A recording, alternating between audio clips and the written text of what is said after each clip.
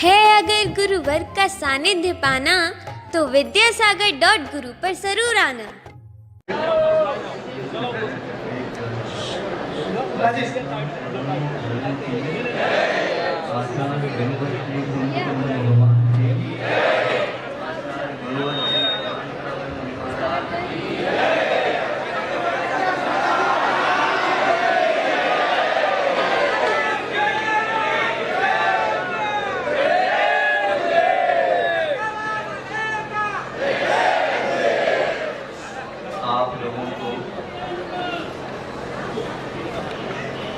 जानकारी प्राप्त करने के लिए अनेक साधन प्राप्त थे। एक तो छू करके, एक तो चख करके, एक तो सूंघ करके और एक आंखों के माध्यम से देख करके और कौन सा सुन रहे हैं, सुन करके।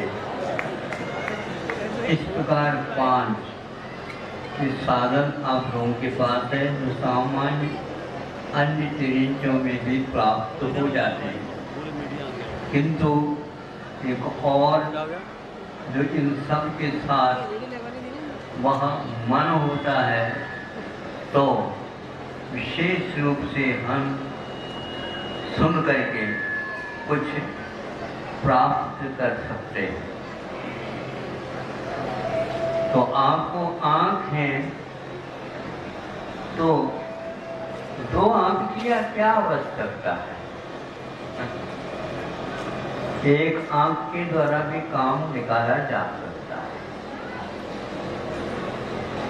नहीं महाराज, एक आँख तो दूसरों को देखने के लिए और एक आंख के द्वारा अपने आप को देखना मुश्किल है। दोनों आंखों के द्वारा दूसरों को देखना भी बहुत मुश्किल है। कमी क्या है? दो इस शरीर में 2 किडनी होते बताते हैं, सही है हाँ। किंतु 2 में से एक ही काम करती है।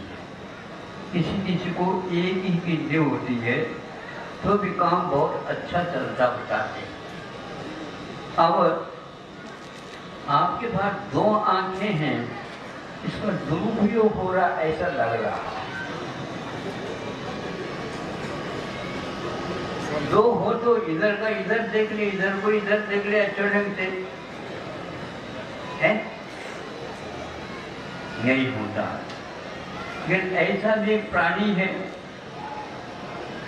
जिसके पास सुनते हैं एक ही आंख होती है लेकिन दोनों का काम कर लेते हैं। वो कौन सा है? कौवा।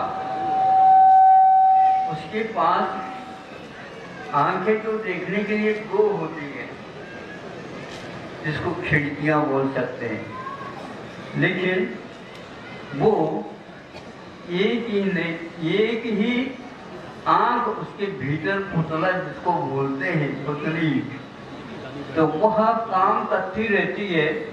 वो बहुत जल्दी इधर के इधर कर लेती है। बीच में कोई व्यवधान नहीं रहता।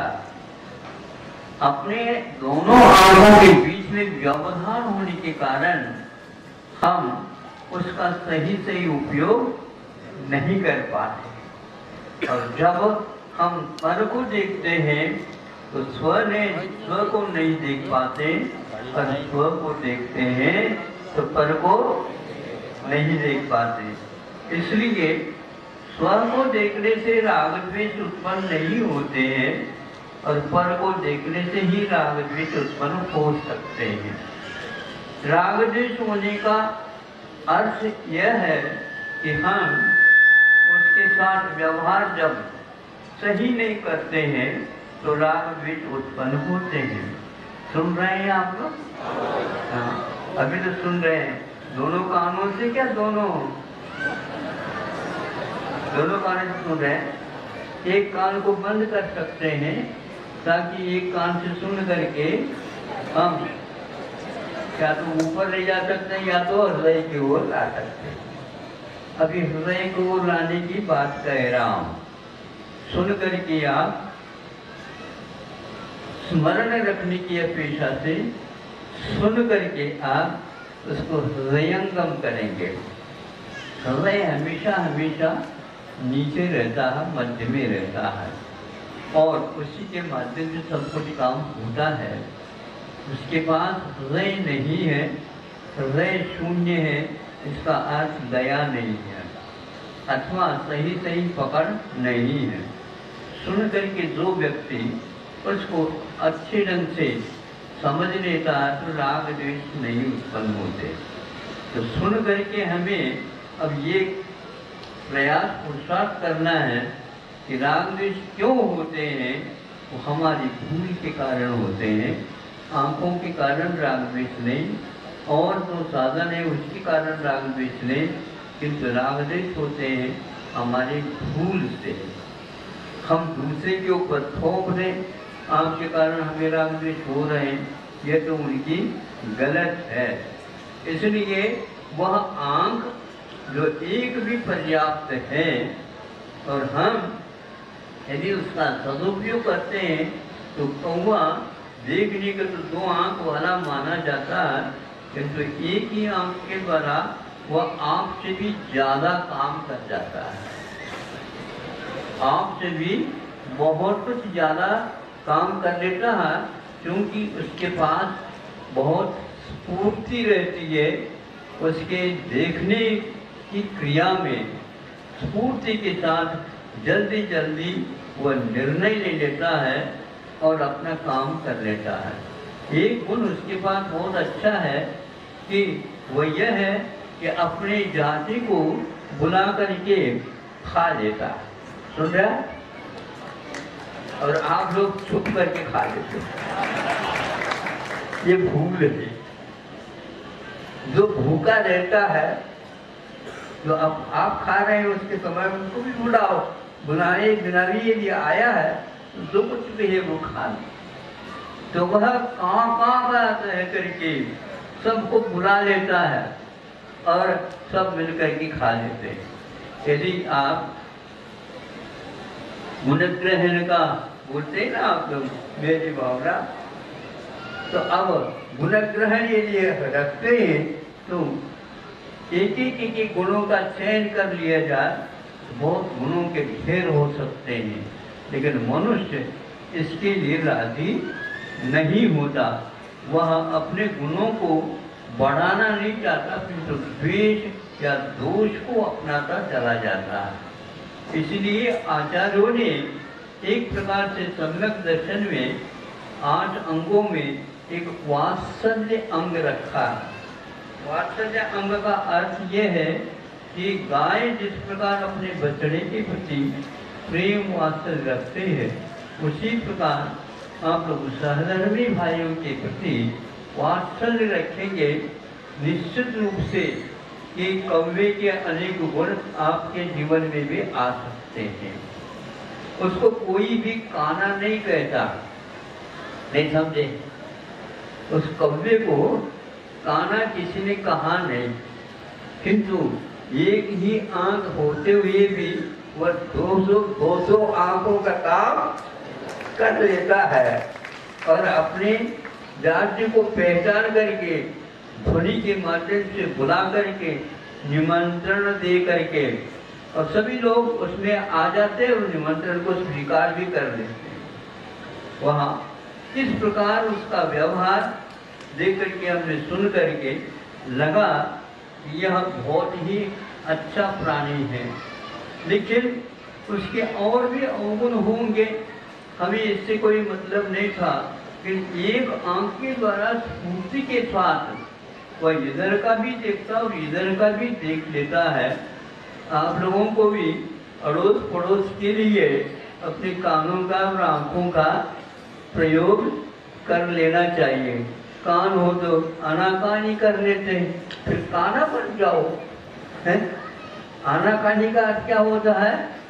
सुनते हुए भी नहीं सुनना, देख के भी नहीं देख, अदेखर देखना, तो फिर आंखें नहीं मिलेगी आप लोगों को बाद में।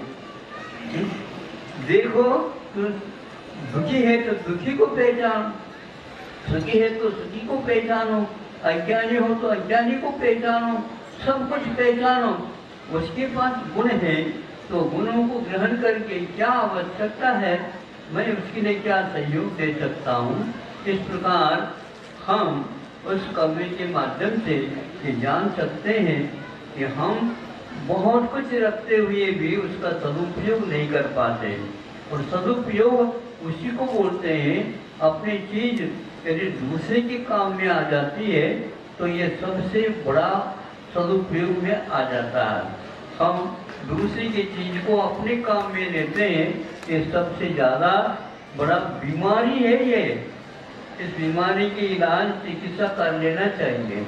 ये भोगों से अभी तक इसकी सही से चिकित्सा नहीं हुई है, इसलिए कब्जे को देख करके आप अपनी चिकित्सा कर सकते हैं चाहें तो। पैसे की कोई आवश्यकता नहीं है और वह अवश्य ही आपके लिए बोधवर्धक हो सकता है। इतना ही पर्याप्त है, क्योंकि आप रविवार के दिन आए हैं। रविवार के दिन वैसे ही हम मध्याह्न में बोला करते हैं, लेकिन हमारी बोली के बीच में कुछ बोलियां और अच्छी बता। अब हमें समय मिलता है कि नहीं मिलता, मैं सोच रहा हूँ, फिर भी शामिल तो होऊंगा। समय मिल जाए तो मध्याह्न में दिया जाएगा। एक अभी तो ज़्यादा बताना ठीक भी नहीं है, मध्याह्न में भी कुछ बोलेंगे तो सही। आप लोग आए का आपको सुने आए अरे चालू होगा तो बोलिए ही चालू होगी, आप लोगों की होगी। आज तो हम सोता बन करके बैठेंगे।